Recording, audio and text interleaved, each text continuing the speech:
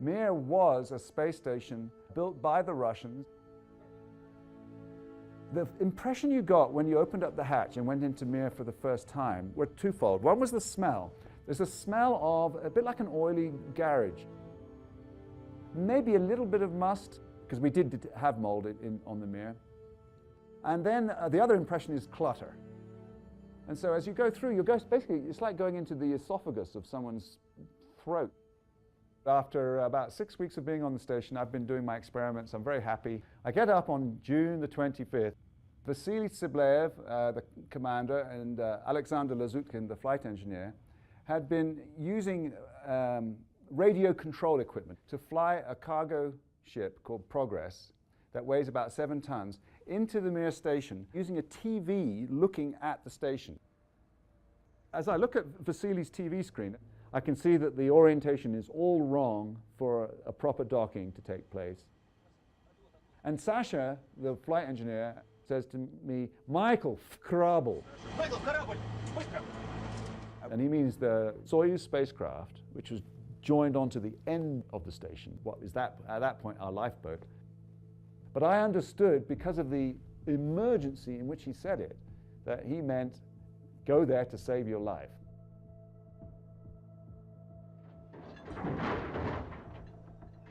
And as I float through, I feel the whole space station shudder and move around me. I'm pretty sure this may be my last breath, because I'm looking at the thin, 3mm thick aluminium walls, just waiting for them to part. The klaxons go off when there's a pressure leak. And then I felt my ears popping, which means, in this case, the air is leaving the space station. And there was a whistling sound coming from the Spectre module.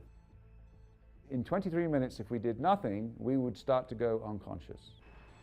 Sasha comes to me and just doesn't say a word. He just feverishly starts trying to remove cables leading into the Spectre module.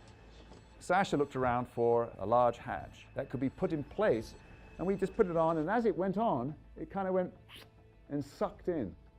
But then, because the station had been hit by the Progress, we were now tumbling and rolling. And at that point, the solar arrays had no electric power, and the batteries were giving out. There wasn't a fan running, none of the carbon dioxide removal was working, no oxygen regeneration, and no communications with Moscow or anybody else. It was a totally dead station.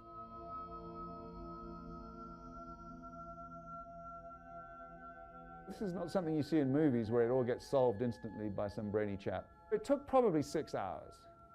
We used the Soyuz spacecraft and just fired the jets to stop the space station tumbling and rolling. And then, wonderfully, we came into sunlight after this, and all of a sudden, the fans started to come on and the lights came on, and I said, "Vasily, we've done it." However, for the next month, the station was inoperable in any normal sense. It could just sustain our lives and nothing else. When finally the shuttle came in October, I was really quite happy to see them. And as we backed away from the Mir station, I looked at it and thought, I don't really mind if I don't ever see that again.